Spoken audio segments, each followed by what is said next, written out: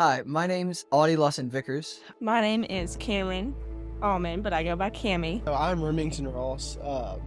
My father is the pastor here at the Refuge. My name is Trinity Hughes. I actually used to be the youth pastor at the Refuge and felt the need to resign from that position, but after that felt like a failure. And I was very hesitant to come to revival.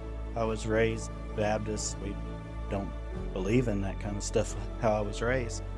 And I was very hesitant. I was like, these people have lost their minds. These people are completely insane. They're just jumping up and down, screaming, laughing, falling out, and couldn't understand it.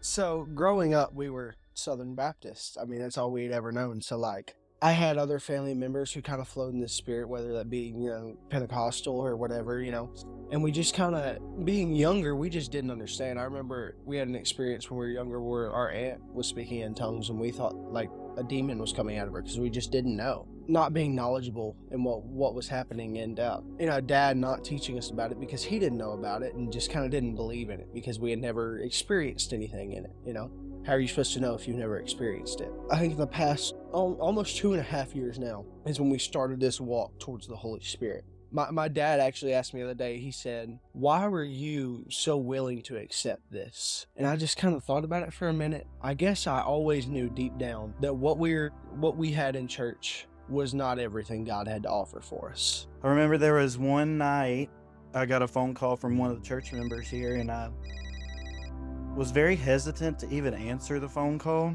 because in my mind at that moment in my life, I was like, I can't trust these people anymore. I can't keep pouring into the people that I felt at the time were backstabbing me. But I answered it, and I remember his words to me were, I think you need this. Sunday morning came along, and I was a complete wreck that morning. I was bawling my eyes out, and I don't do that. I don't do that. I walked out there. He prophesied over me.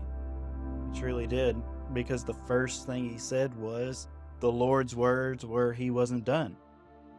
He wasn't done with me. And specifically, he wasn't done in youth.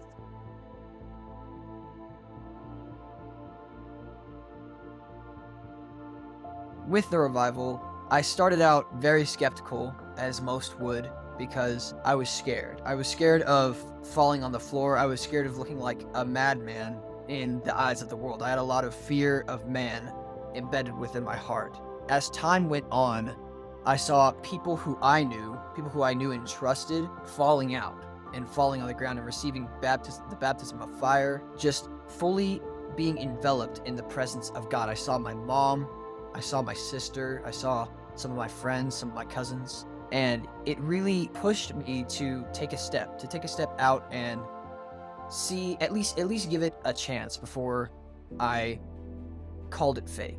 I walked up to Miss Melanie. I asked for healing. And I asked to be baptized in the fire of the Holy Spirit. I've had varicose veins on my legs for the past year or so, and ever since birth, I've had essentially drainage problems in my ears to where I could hardly hear when I woke up in the morning. I'm here to report that after falling out and after being baptized in the Holy Spirit, I'm doing 100% better on all fronts. I wake up easier in the morning. It doesn't take me as long to go to bed. Night terrors are gone. Any sort of sleep paralysis or anything that's been wrong with my body, my ears, my legs, it's all gone. Hardly any exhaustion whatsoever. And my spirit ever since then has just been overflowing with joy and with peace. And I'm really excited to see where God takes me. The Word has power. So for the last 6 days, I've been just spewing out the Word as much as I could possibly throw it into Sabine County, not knowing any kind of bureaucracy, not knowing any kind of past things that have happened, or knowing any history whatsoever. None of that is even relevant in the presence of God. Because one day, all your hard work, all your houses, all your cars, all the awards you got, all the trophies you got and everything, you can't take those with you into eternity. But you can take people with you into eternity.